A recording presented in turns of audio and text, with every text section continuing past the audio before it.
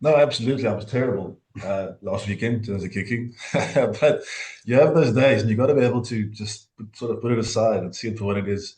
I like to think I've maybe had more better days than bad days in terms of kicking in my career. So I've been there before.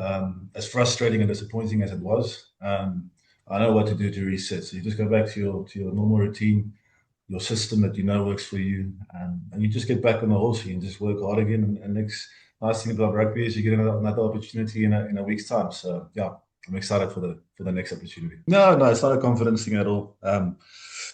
Each kick is just what it is. It's a kick, so you just gotta just add a good look back.